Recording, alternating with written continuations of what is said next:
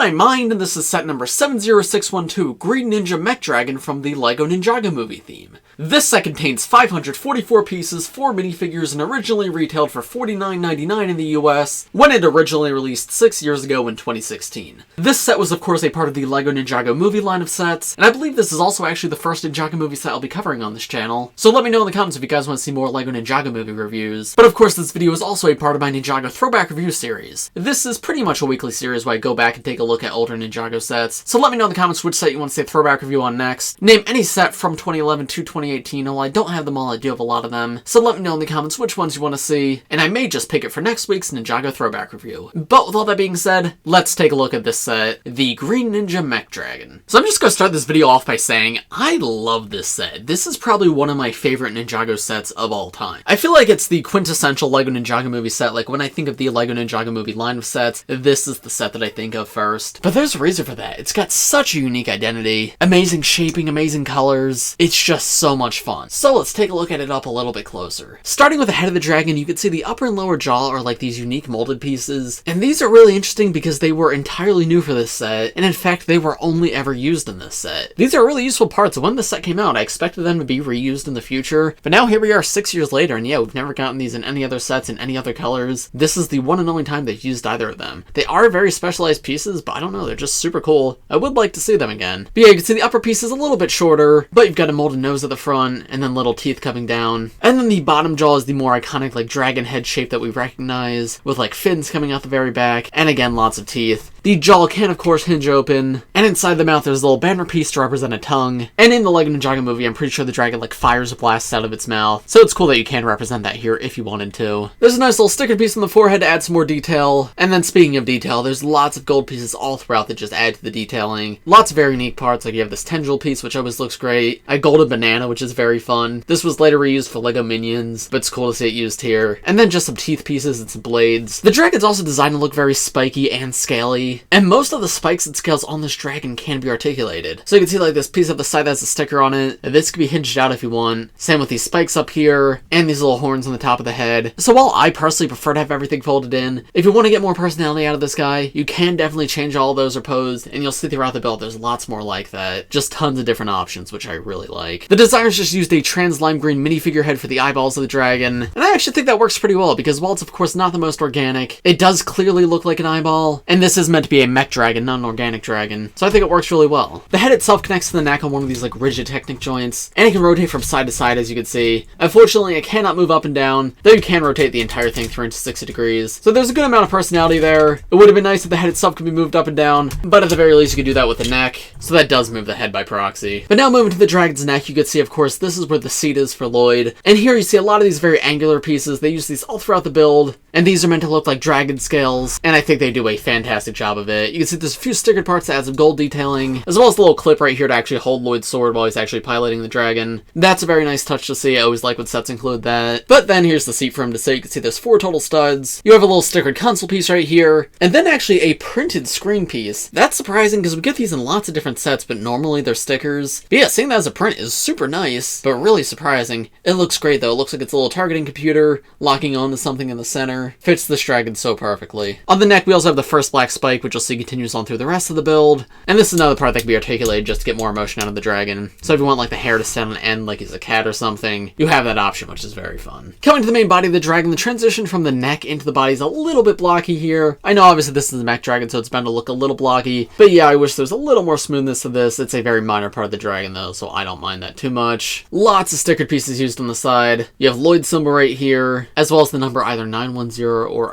016. It looks like it's 910 based on the way the L is oriented, but I'm not positive on that. But yeah, you can see these little like scale or wing pieces can be rotated out. Again, another posability option, though I think they look the best hugging the side. There's more of those black spikes, both the big ones down the center and then the smaller ones here and here. But then looking more at the sides, you can see there's these stickers that have like these black triangles on them. That feels like very anime-esque, which I really like. And then there's another sticker on this rounded part right here, which again has this golden symbol. And then it also says no step, though oddly not in Ninjago. That's odd that this is the point where they introduced Ninjago, but they still use just regular English right here. But there's also a little feature with these rounded pieces. You can hinge them up, and that can pop out these little thrusters underneath. Because of course, this dragon is a mech dragon, so if you want to make it go at faster speeds, you have these like booster engines, which do look super cool.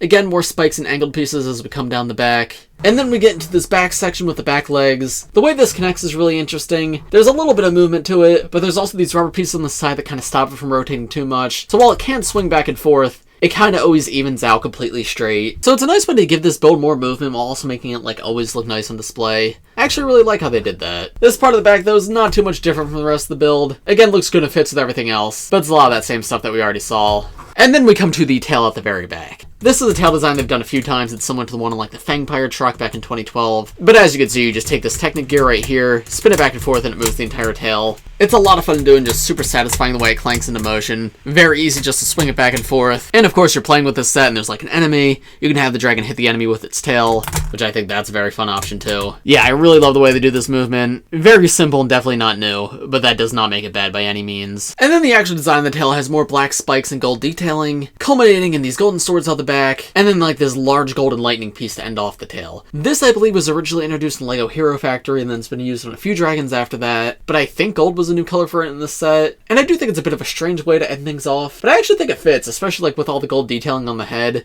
This like really interestingly shaped gold piece, it fits with this dragon pretty well. And then the more like electrical aspect fits with the whole mech dragon idea. So yeah, I think this is well done. And then one final thing with the dragon is of course the legs. They're very simple and somewhat blocky, and honestly they're probably my least favorite part of the dragon. I do like how you have the option to display them more forward like this or standing up more like I had them before. And they do have a little stud shooter on them to shoot out at enemies. But yeah, the actual design feels a little bit blocky and plain. Definitely not bad by any means. And like with the design of what this overall dragon is, one that's meant to be more lizard-like, I don't mind the smaller legs. But yeah, I think the other parts of the build are super detailed, so the legs, by comparison, feel a little bit more lackluster. Back legs are very similar, except even smaller. But of course, both the front and back legs connect in the rigid Technic joints, so there's a pretty wide range of motion on them. And then the feet of this dragon are CCBS pieces, because CCBS was still going on at that time. And while in standard dragons, I felt like they felt a bit too robotic, on this guy, I think they're actually kind of perfect, because this is a mech dragon, so it makes sense for it to have some somewhat robotic feet. So yeah, actually, I think this dragon's a really good use of that part. Do not mind that at all. And sand green's a really cool recolor for it. And of course, you get a total of 4 of them in this set. So yeah, this is a super unique set, and I absolutely love it. One thing I didn't mention really is the color scheme. You get so much sand green in this set, which is a very uncommon color for LEGO. But that, combined with like the uniquely molded heads, part of what makes this dragon's identity so perfect. I think the play features are fun, the articulation is fun. I will say the build looks a bit awkward from some angles. Like when looking at it straight on like this, it maybe feels a little bit flat to the ground, but top down, which is the way I have it displayed and the way that you really see it in the movie, it just looks really great. I guess it feels more like a lizard than a dragon, aside from the head, but I think that's okay. And I just think the set does the concept of a mech dragon so perfectly. It has all the dragon aspects it needs, while also still clearly being mechanical. It's a ton of fun, fits the movie perfectly, and it's just a fantastic build. In my opinion, one of LEGO's best. But of course, that's not everything in this set. Let's take a look at the 4 minifigures that it comes with. So taking a look at the minifigures, here are the first 2 in this set. We of course have the Ninjago Movie versions of Lloyd and Sensei Wu. Neither of these figures are exclusive to this set, both come in quite a few other sets, including cheaper ones. However, that doesn't make them bad figures by any means, and in fact, I think they're some of the best LEGO's ever done. LEGO went all out with the minifigure budget for the LEGO Ninjago Movie, and it definitely shows in these two. Lloyd especially, I think, is a fantastic ninja suit. See, mine's a little dusty because he's actually one I display on the set and not in like a display case. Try to clean him off to the best of my ability, but yeah, if you notice any dust, that's why. But with Lloyd, I love like all the little subtle black dots in his torso. It's very subtle and like not easy to notice at first.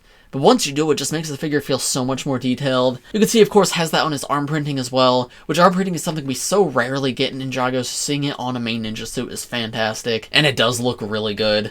And the touches of gold he has do look nice. And compared to the torso, he's got a more simple design for his legs, but I think the colors all come together really nicely and make for an all-around fantastic minifigure. The Ninjago Movie hoods I've always loved. I think they're terrible for play, but look fantastic on display. I love how you can rotate the head a full 360 degrees, and the customizability of being able to like swap out the top and bottom hood pieces. But yeah, they're annoying to take off and put back on if you want to take off Lloyd's mask. Back torso print looks pretty good too. Again, same level of detail as the front. Yeah, as I said, they went all out for these figures and it really shows. I absolutely love this one. And then Wu is very similar. I love how he actually has a cloth dress piece. That's a really cool touch. And then the rest of his design is similar to stuff that we got in the TV series in the past. He's got like this red emblem on his back, which you can see is the same one Lloyd has. The bearded straw hat that he always has. But Wu actually did get a new face print for this wave, which is nice to see because in the TV series he was stuck with with the same one for a very long time. Taking the beard piece off there, you can see that full face print, where you can see he's got like a very determined expression. He's got his like eyebrows scrunched up, and then Lloyd just has his standard movie face. Of course, this is the way where it was introduced, but it's been used many times since then. And there's a look at them from the back again. Of course, no back face print on Woo, because it would show when he has his hat on, but Lloyd does have an alternate face, which I've never been a fan. Also, I'm not taking off the skirt piece on Woo because the legs are unprinted underneath there. The only printed part is those sandals, which are a nice touch. But yeah, there's no point in taking the rest off because there's nothing more to see. They're just tan legs. Two really nice figures all around, and I'm happy you get both in this set. And then here are the other two minifigures in the set, the two villain figures. We of course have Lord Garmadon, and then we have a Shark Army gunner. We'll start with the accessories first, just so we can get them out of the way. But you can see Lord Garmadon comes with the laser pointer accessory, which in the context of the movie is silly, but I'm glad it was at least included in sets. It's a bit annoying for minifigures to hold because it's on this little stamp piece, and then the stamp piece is connected onto like one of these loose Technic pins, so it's very easy for the laser pointer to rotate in the minifigure's hand. Wish that was done a bit better. You can swap that pin out for a different colored one, and that won't make it spin as easily, but yeah, by default in the set, this is how it's done. I do like the brick bolt keychain at the end, that's a fun touch, and of course the lightsaber blade to represent the actual laser coming out of the laser pointer, but yeah, the way it's designed is very oversized for a minifigure, and being completely honest, I kind of prefer to forget that part of the movie. And then aside from that, Garmadon comes with two silver katanas, and then the Shark Army guy comes with like this little fish weapon. But now removing those so we can see just the minifigures. This version of Garmadon's really interesting because this is the main version of Garmadon that we see in the LEGO Ninjago movie. He's got the forearms, he's got this cloak, and his helmet on and everything. However, this figure is actually exclusive to this set. Despite appearing in so many different parts of the movie and Garmadon coming in many different movie sets, this version of him is actually exclusive. Now, without like this cloak piece, he comes in many other sets. But yeah, for some reason they decided to make the cloak exclusive to this one,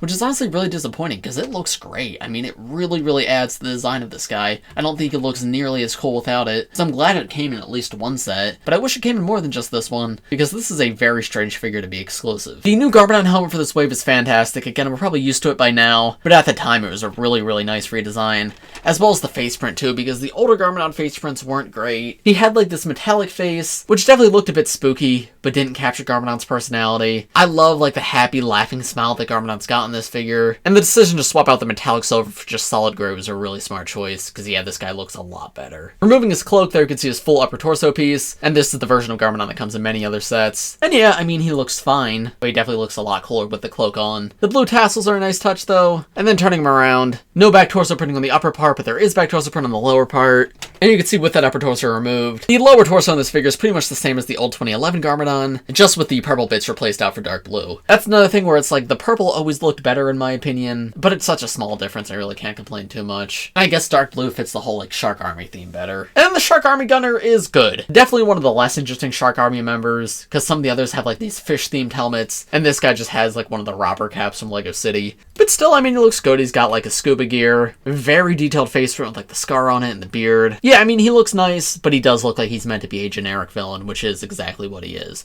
No alternate face on either of these. It would have been nice to get on Garmadon, but of course it wouldn't work for the Shark Army guy. Yeah, I'm glad this guy's here because he didn't need to be. Always nice to add to an army, but on his own, he's nothing all too exciting. And so, overall, what do I think of this set? Well, if you couldn't tell, yeah, I mean, I love it. I think this set is fantastic. This is a set that went front and center in my display as soon as I bought it, and still remains there to this day. Because I know people have very mixed opinions on the actual LEGO Ninjago movie, but the sets were really fantastic, and I think this one was one of the best. I was looking at the aftermarket for this set on Bricklink, and it looks like if you buy it used, it's actually not too expensive. So if you're interested in picking up a LEGO Ninjago movie set, I would highly recommend this one. Because yeah, the minifigures are a great selection, and the build is fantastic and so unique. I don't think there's ever been another LEGO set that feels just like this one, because while we do get things like bikes and dragons all the time, this one does feel very special, and I think that's a really good thing. As I mentioned at the beginning of this video, make sure to let me know in the comments which throwback review you guys want to see next, and go check out my full throwback reviews playlist if you want to see more videos like this. But as for this one, I think that's about all I have to say. So thanks for watching everybody, I hope you all enjoyed, and I will see you in the next one. Bye!